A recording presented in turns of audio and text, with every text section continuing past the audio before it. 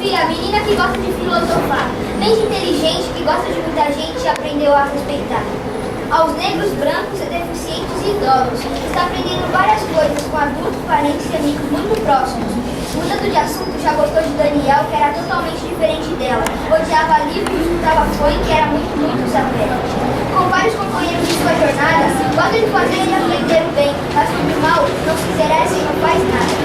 Bullying, o fraco é quem pratica, mas que belas palavras, como diria o prefácio do livro, uma menina tão sabida. Às vezes implica alguns problemas, mas encara como se fosse desafios e cria novos dilemas. Sofia, a menina que gosta de filosofia.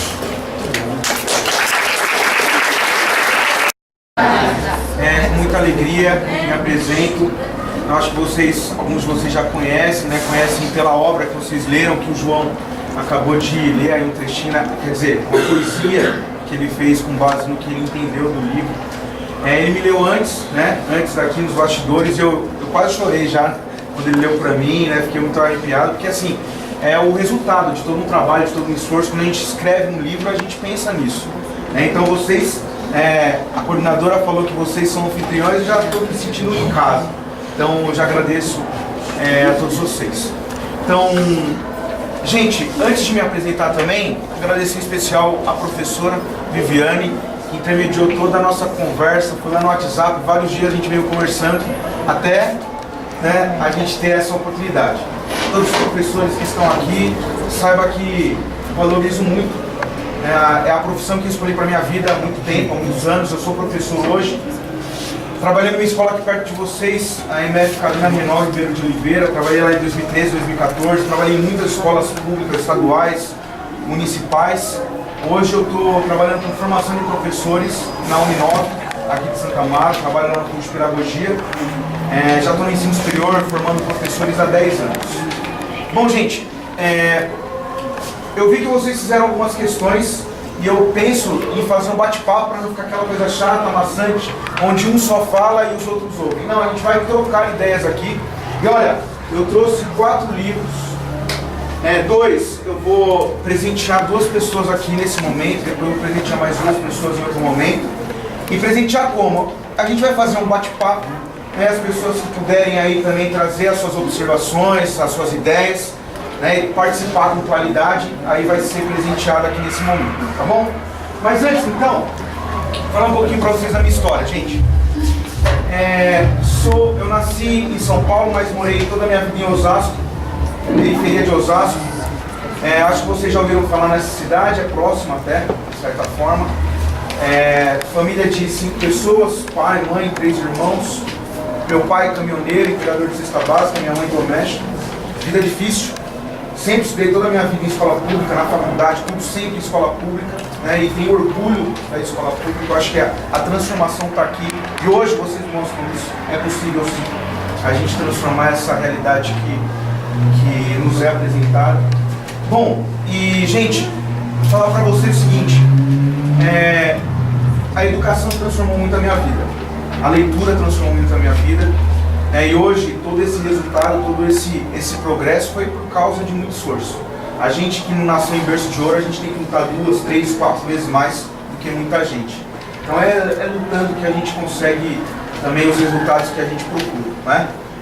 Bom, gente, essa obra, Sofia, a menina que gosta de filosofar, eu vou começar por ela, eu vou começar pela capa para vocês entenderem, veja só.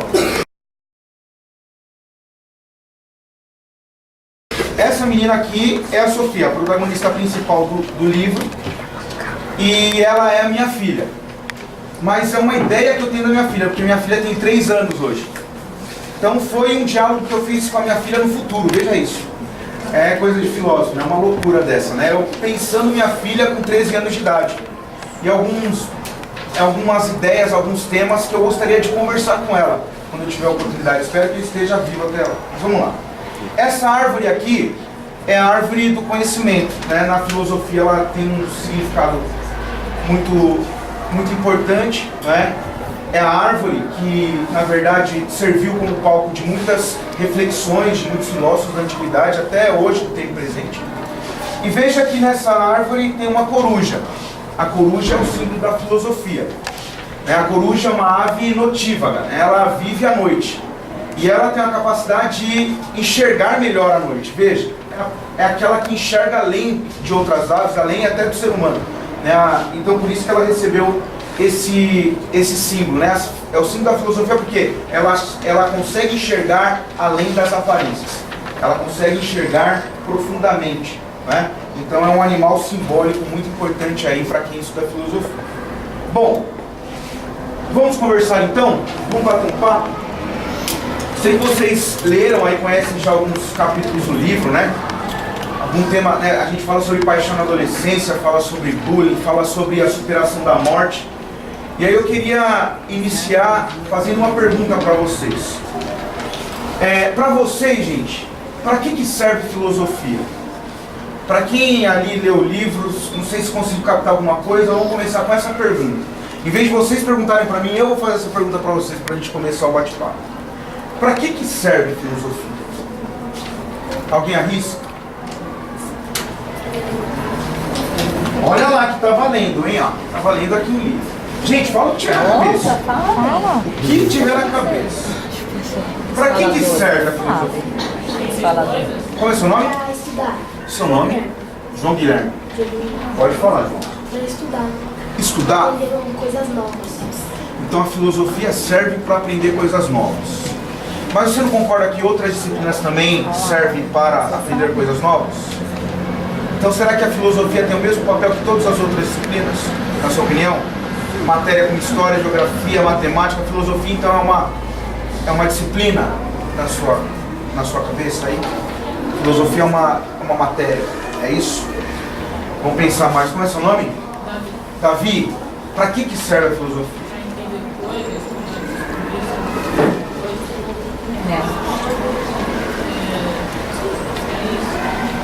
Para entender melhor algo, para descobrir melhor.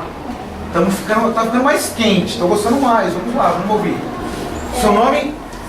Guilherme. Fala para mim, Guilherme. A filosofia serve para ter um jeito meio, novo jeito diferente de ver o mundo, ou ver as coisas, entender textos. Opa, agora eu estou ficando muito mais feliz, está muito mais quente a resposta. Repete para mim, por favor, Guilherme. Eu acho que a filosofia serve para entender um novo jeito e descobrir novas coisas, não só como uma matéria, mas sim como uma nova visão do mundo. Muito legal o que você falou. Você está próximo de conquistar aqui, ó. Falta só um pouquinho. Se você responder mais alguma coisa, você vai levar. Mas vamos lá. Antes, vamos pegar o que o Guilherme falou. O Guilherme falou o seguinte, olha, a filosofia, ela serve, né, e ela dá a gente uma nova percepção sobre as coisas, sobre o mundo. E é isso, gente. A filosofia tem essa ideia. Mas vamos lá. Vamos começar a entender melhor. Se eu perguntar qualquer coisa para vocês, todo mundo aqui vai trazer a sua opinião. Vamos entender duas palavrinhas importantes para a gente ganhar mais conhecimento sobre a filosofia. O campo da opinião, gente, é o campo onde todo mundo consegue chegar. Todos vocês aqui, qualquer coisa que eu perguntar, o que é o amor? O que é a paixão? O que é a adolescência? O que é a educação? Cada pessoa, se eu perguntar, vai ter uma opinião. E essa opinião vem do quê? Vem da sua tradição, vem um pouco dos seus costumes, vem um pouco da sua família, da sua orientação religiosa, traz aí uma ideia, você tem uma ideia sobre as coisas. Mas veja, a opinião, todas as pessoas têm a sua. Então a opinião faz com que a gente perceba o mundo utilizando os nossos sentidos. A gente utiliza a visão, a audição, tato, paladar, o olfato, e assim a gente consegue. De um lado está a informação, de outro está o conhecimento. A filosofia faz com que a gente entre nesse mundo, entre profundamente. E a atitude de todo filósofo não é somente pensar a realidade, é refletir sobre a realidade. E qual é a diferença de pensar e refletir? Pensar, todo mundo pensa. Pensar é conectar ideias, produzir significados. Mas refletir é pensar mais profundamente, com cuidado, com criticidade, com criatividade, para a gente ir às raízes dos problemas. Os filósofos então passam o dia pensando, professor, dessa forma, de maneira crítica. Não é só isso. Os filósofos pensam nesse mundo para tentar buscar soluções para melhor viver nesse mundo também. Então a filosofia não serve somente para pensar, ela serve para a gente atuar, viver melhor também em sociedade. Bom, já que conhecemos um pouquinho o que é filosofia, agora vamos entrar no livro e aí a gente vai bater um papo sobre as perguntas que vocês fizeram. Sintam-se à vontade para perguntar e a gente vai fazer esse bate-papo. Quem for perguntar, levante a mão, fique à vontade. Seu nome? Lohana. Lohana?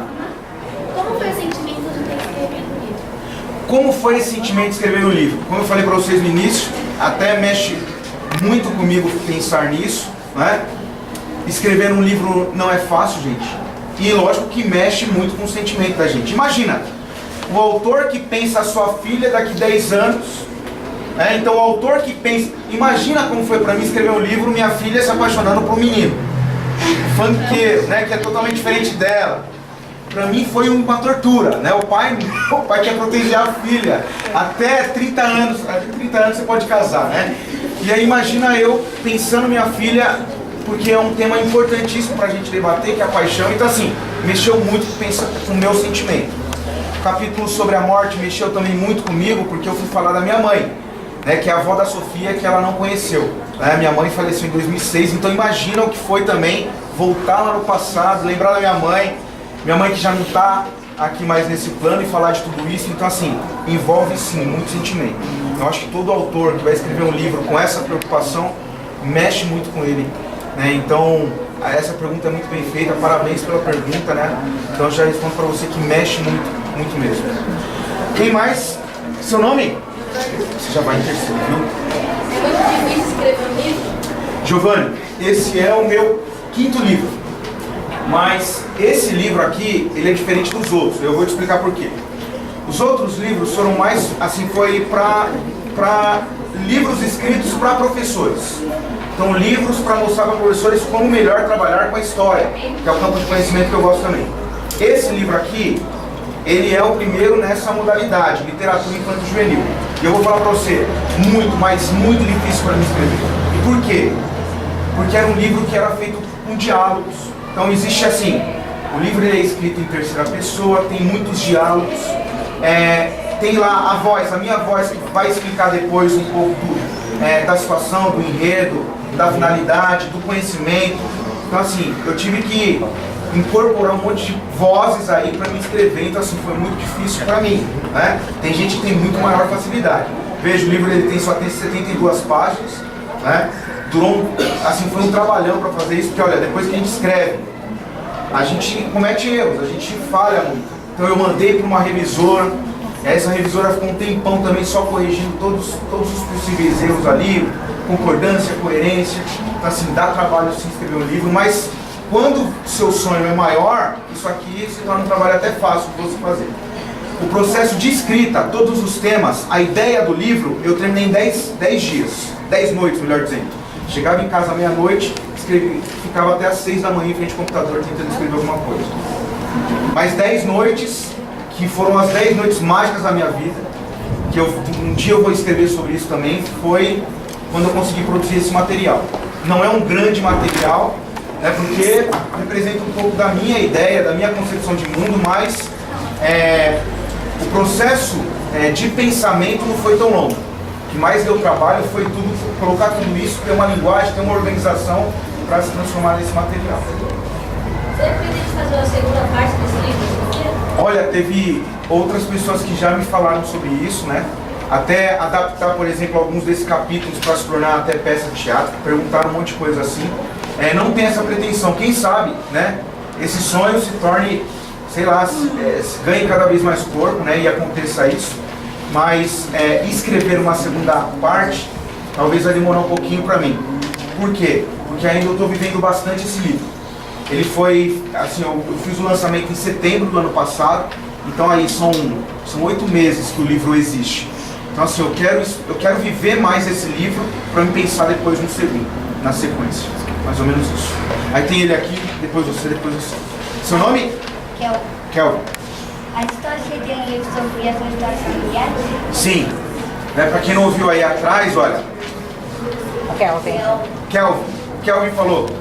Essa história do seu livro tem, assim, os personagens que ali estão, faz parte da sua família? Sim, gente. A dona Eliette é minha sogra. quer dizer, ex-sogra. Mas tudo bem, minha ex-sogra, né? As coisas mudam. As coisas mudam, né? Acontece, né? André, nessa pergunta dele mesmo, em relação aos personagens, os nomes são fictícios, então você trocou os nomes, não? Não toquei em nada. Eu pedi a permissão para todas as pessoas. Ah, ok. Eu falei assim, olha, porque eu vou usar geralmente você. os autores, os escritores, eles Mudam. criam nomes fictícios para tratar dos assuntos. Eu usei exatamente os personagens que a Sofia, eu espero, terá contato. A criação somente de um, vai. A criação de um personagem fictício é o Senhor Marcelo, que está no segundo capítulo do livro, que é o jardineiro. É o jardineiro que gosta também, que é muito inteligente, que é muito sábio. Né? Então só o Marcelo foi criado. Os restantes personagens, todos eles fazem parte da vida do núcleo familiar e de amigos da Sofia hoje. Menos o Daniel, verdade? Você me pegou agora, verdade? Vamos lá. O Marcelo e o Daniel. O Daniel são coisas da minha cabeça. O Daniel foi difícil de... O Daniel mexeu muito comigo, né? Eu espero que eu não conheça esse Daniel. Ah, então façam aquela pergunta que vocês colocaram aí sobre a relação pai e filho.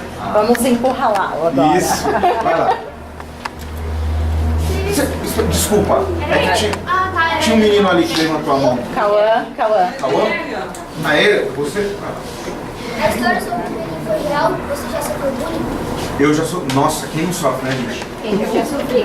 Vamos lá. Eu já sofri e eu ainda sofro hoje. Às vezes eu. Quem não sofre, né? Bom, gente, o pensamento é terra que ninguém consegue enxergar. Mas eu sinto, às vezes, quando eu estou na minha sala de aula, lá no curso de pedagogia, e aí eu passo algum trabalho, alguma pesquisa, aí eu vejo aquelas caras e falo assim, meu, elas estão pensando em cada coisa. Esse gordinho aí, né, deve falar um monte de coisa. Mas, bom, enfim, sofro bullying até hoje, bullying é algo natural. Na minha visão, é como eu coloquei no livro para vocês, eu acho que o fraco nessa história toda não é quem sofre, mas quem pratica, não é? Toda a história que eu mostrei para vocês ali, né, é justamente aquilo que eu penso sobre o bullying. Então assim, sei que você deve sofrer hoje, sei que muita gente aqui na sala deve sofrer hoje, mas é importante que vocês saibam lidar com isso, porque é passageiro, isso passa, tá? É passageiro, e se você não souber lidar com isso, aí você pode sofrer muito mais.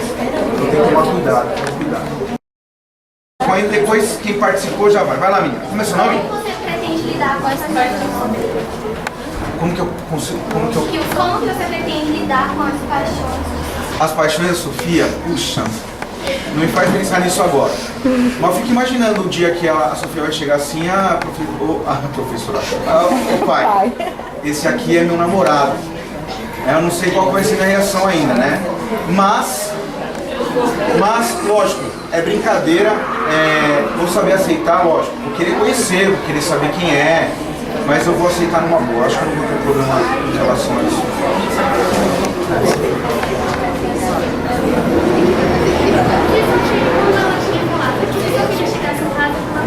Você já decidiu com o namorado dela que ele não é bom pra ela, Mas isso é difícil, não é? Como que você vai olhar pro olho da pessoa e falar assim, ele é bom, ele é ruim? ele chegar falando com você, Tá. O jeito, né? Tá, vamos lá. Se vestir, o jeito de falar. Entendi. Talvez. Entendi melhor. Entendi. Não olhar, mas depois de uma conversa e não gostar tanto.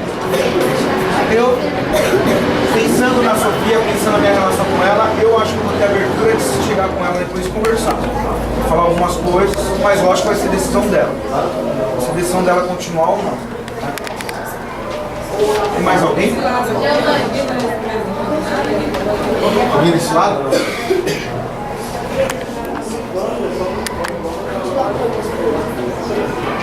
E eu queria saber qual ator você se inspirou para ser bullying e qual ator você gosta bastante. Ator ou autor? Autor. Olha, hoje em dia eu leio bastante um filósofo, educador, foi meu professor, chamado Mário Sérgio Cortella. foi professor da PUC, agora está no mestrado e doutorado, Mário Sérgio Cortella. Tem vários livros de filosofia. É ali que a minha maior inspiração para trabalhar nessa área é esse autor. Se você quiser depois, eu pego o seu nome, o seu e-mail e mando para você algumas indicações, tá?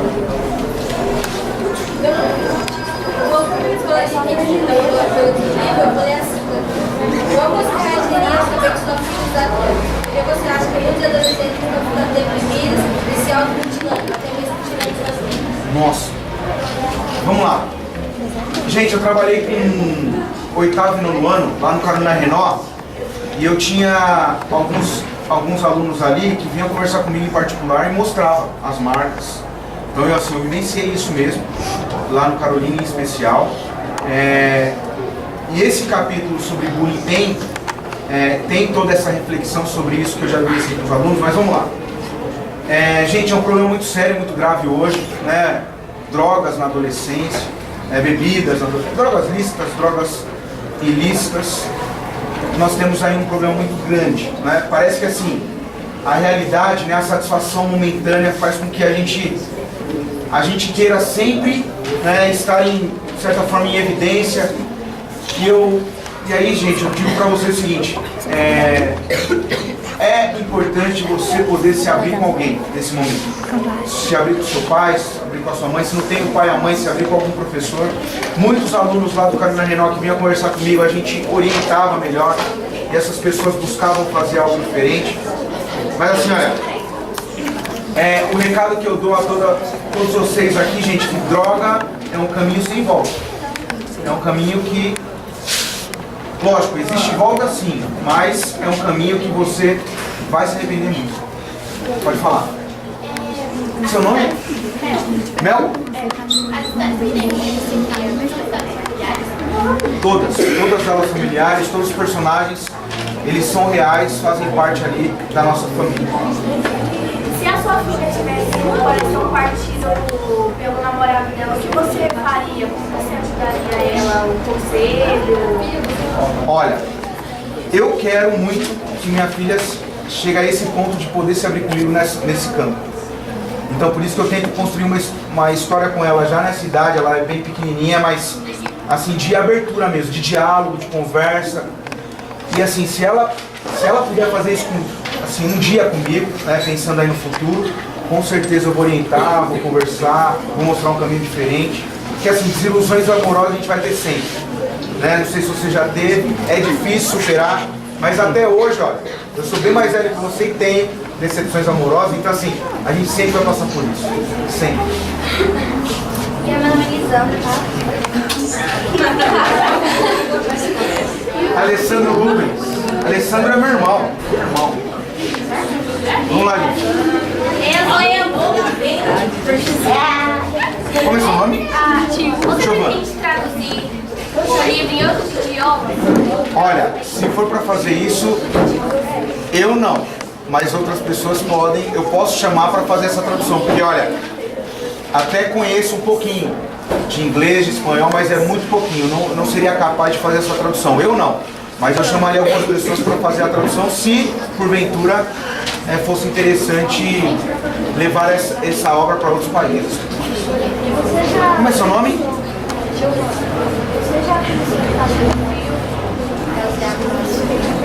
Olha, ainda não. Eu tô vivenciando muito assim, o livro ainda, né? A ideia do livro, os capítulos que ali estão. Então assim, eu quero viver pelo menos mais uns 2, 3 anos o livro. Aí para depois pensar em algo mais profundo. Ali, ó, a Raquel. Raquel? Com quantos anos você começou a escrever? Quantos anos eu comecei a escrever? Eu escrever poesias, né? Conheci ele aqui nos bastidores antes da gente começar a palestra. Eu comecei a escrever, eu tinha uns 14, poesias igual ele. Gostava muito de escrever. Colocar no papel aquilo que eu pensava do país que eu vivo, das pessoas que me cercavam, começava a colocar tudo no papel em forma de poesia, gostava muito. Então, 14 anos comecei a escrever assim, mas profissionalmente só quando eu fui para pós-graduação. Nem a faculdade, na faculdade eu não escrevia muito não. Mas quando eu comecei para conhecer a pesquisa, aí eu comecei a pesquisar e comecei a escrever mais. Não faz muito tempo não, viu? Escrever profissionalmente faz, sei lá, uns 8, 9 anos. Pretendo, eu quero. Eu quero muito. A mãe da Sofia não, então eu tô à procura. Tô brincando. Tô brincando. Mas eu quero ter ainda o Heitor e o Aquiles. Tô brincando. Não, tem... Quem não participou ainda? Seu nome? Você pretende levar esse estudo para outros países? Então, nesse momento não, nem penso nisso. Penso em vivenciar tudo que o livro me mostra hoje. Quero vivenciar bastante. Quem sabe um dia aconteça isso, mas não penso nisso agora não.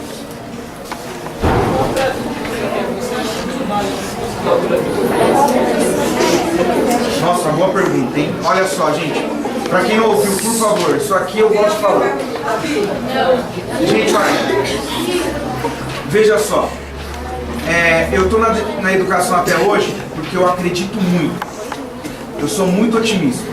Por mais que a gente tenha assim, vivenciado muitos problemas nesses últimos tempos, eu sou muito otimista. E eu acredito que só a educação pode transformar pessoas. O que vocês estão me mostrando hoje já é reflexo disso. Vocês querem ser esse agente de transformação, vocês estão buscando isso, né? Então assim, eu acredito muito em vocês. Eu acho que vocês podem trazer aí um mundo diferente pra gente, né? Então assim, continue estudando, continue se dedicando, continue pesquisando. É isso. Vai lá, está com a mão levantada um tempão. Por que é importante filosofar? Essa pergunta. Como isso pode nos ajudar? Gente, eu acho que são as perguntas que fazem a gente acreditar em desenvolvimento. São as perguntas que movem a gente para a gente descobrir algo. Então assim, mais do que as respostas prontas, são as perguntas que motivam a gente a conhecer o mundo, querer conhecer cada vez mais, querer investigar cada vez mais, pesquisar cada vez mais. Então assim, só a filosofia faz isso com a gente.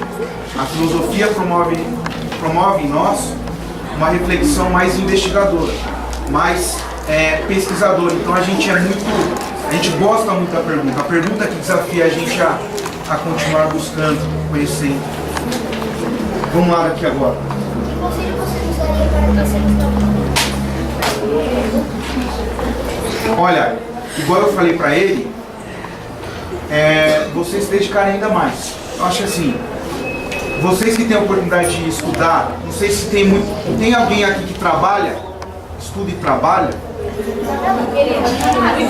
Levanta essa perna. Então assim, olha, você mesmo que perguntou, e a maioria da sala.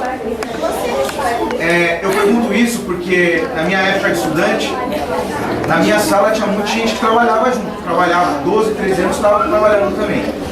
E eu pergunto também, gente, vamos lá, olha só. Eu pergunto isso porque lá no Carolina Renault tinha muitos estudantes da idade de vocês que trabalhavam também. Ajudavam em casa, faziam alguma coisa. Então olha, o que eu trago aí. Já que você só tem esse tempo para se dedicar aos estudos na escola, use esse tempo da melhor maneira possível.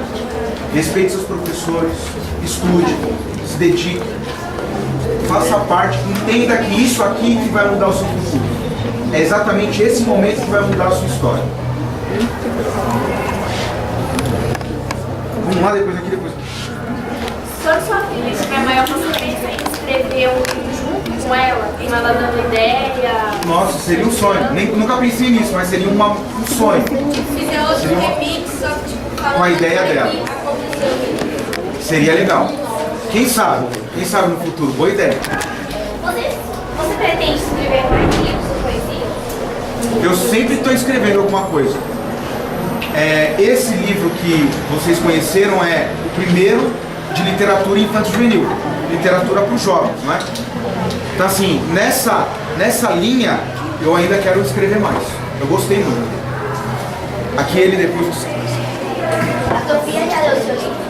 Não, ela tem 3 aninhos. Mas eu conto algumas coisas para ela.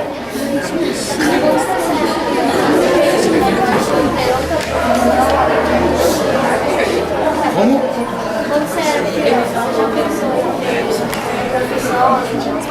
Olha, A minha lembrança mais antiga, eu sempre quis ser professor. E eu sou professor hoje. Então assim, eu sempre quis ser professor. Lógico, hoje eu estou vivendo algo assim diferente na minha carreira até, mas eu sempre pensei em ser professor. Você imagina se ela é livre e ela tem coração, como você imagina como ela seria? Seria o melhor momento da minha vida. Eu espero muito que ela leia. E poder ver isso, né? Poder vivenciar tudo isso. Eu espero que eu consiga isso. Muito legal essa pergunta. Já apareci no programa do Rony Von. Não sei se isso é algo para se orgulhar, mas o Rony Von me chamou lá para falar sobre história, sobre Grécia Antiga. E eu fui lá e foi um barato. Tem algumas coisas aí, algumas entrevistas também. A última, tá, gente? Já? Ah, tem que receber o 8º.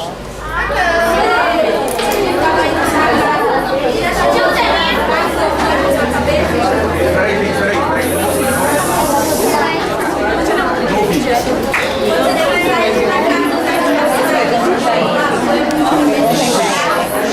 Peraí que eu não consegui ouvir. Pode. Não, sério. Calma que a gente já volta em você. Você tem expandir os conhecimentos sobre a filosofia? Eu faço isso hoje em sala de aula. Eu leciono uma disciplina chamada História da Educação. E nessa disciplina eu trabalho também com a filosofia, pensar filosófico. Eu tento fazer isso o máximo que eu posso. E o livro também está sendo uma ferramenta para me levar a esse estímulo do pensar reflexivo. Desculpa.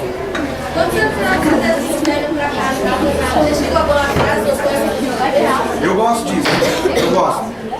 E era assim, isso eu faço desde os 14, 15 anos. Gosto de formular frases, pensar em frases.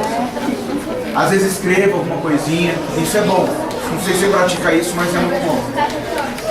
Como é que você trata a sua filha, desde os conselhos que você dá? Como você trata ela? Nessa idade, eu sou um pai que, assim, eu não aconselho ser pai da forma que eu sou a ninguém.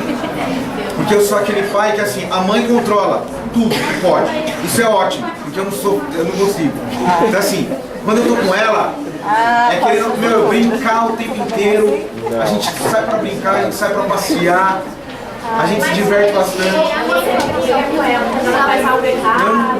Olha, Não, ele é o que estraga, Sofia. eu estrago. É isso. É isso. Obrigado, Diana. Tá?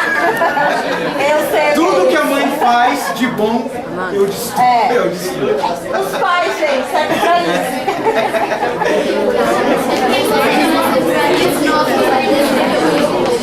Olha, o conselho que eu te dou é que já agora, não perca tempo. Gente, vamos lá, olha. Para quem quer escrever um livro, para quem quer começar a escrever, gente, comece a escrever. Sei que é difícil. Às vezes tenta descrever o que você vê ao seu redor, né? Como que é, por exemplo, esse cartaz, o que você entende desse cartaz, o que ele traz para você, coloca no papel. E isso vai se tornando uma prática, quando você vai percebendo, a escrita, olha só gente, isso é importante, só um minuto, olha só. A escrita, ela organiza melhor o seu pensamento. Quando você coloca no papel, você começa a organizar melhor o que você pensa. Então a prática da escrita só vai fazer você pensar melhor sobre as coisas. É uma prática maravilhosa e o conselho que eu te dou é comece. Quando você era pequeno, você queria trabalhar de outra coisa? Só quis ser professor. Ele respondeu. Minha memória mais antiga é ser professor. Você imagina a Sofia crescer, ela escrever livros também pra você? Eu espero. Eu gostaria muito, seria um sonho. Você também tem que escrever outros livros sobre outros temas? Ah, sim. Você tinha escrito vários outros livros. Esse aí, na venda, ele superou a taxa de... Olha só. Gente, importante falar isso para vocês também. Autor no Brasil é difícil ser rico. É difícil. Se você pensar em Paulo Coelho é uma outra história. Um autor que vira um best-seller aí é possível. Mas olha, não pensa que é por dinheiro que a gente faz isso. Não é por dinheiro. Assim, quem lucra com o nosso trabalho, com o nosso potencial criativo, geralmente é uma editora. Se você olhar todo o livro, você vai ver que existe uma editora por trás. Uma editora, às vezes, que acaba comprando o direito autoral, que é o seu direito. O direito de ter produzido essa obra, por quê? Porque um autor, às vezes, não vai ter dinheiro para bancar isso aqui. Então é importante que você entenda isso também. Autor ganha muito menos do que uma editora. Então, assim, é cruel para nós, escritores. Esse livro rendeu mais editor? Sim, por incrível que pareça, porque é um livro para um grupo muito maior. Antigamente, tudo que eu pesquisava era para os meus professores, para professores de história. Então, era para um grupo muito pequeno. Agora ampliou muito mais. Então está sendo muito vendido, sim. Aqui, ó, Marcos, aí nós terminamos, tá, gente? Vai lá, Marcos. O Marcos, a pergunta do Marcos vai tirar essa ansiedade de vocês. Será que você pode vir outro dia para nós terminar essa conversa? Opa, Marcos, Aí, lógico. é um outro convite. Marcos, eu venho com o maior prazer do mundo, gente, nunca, sinceramente, né, já que estamos encerrando já essa primeira parte, veja, nunca fui tão bem recebido assim em outra escola, melhor dizendo, nunca fui tão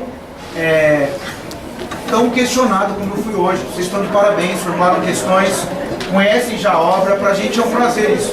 Imagine eu chegar numa sala, eu já muitas vezes, para levar o livro, e as pessoas não conhecem o livro, tem que tentar provocar. E aqui foi totalmente diferente por causa do empenho de vocês, da professora. Então, assim, para mim foi uma honra, um prazer. E vou voltar sim. É só me convidar que eu volto sim.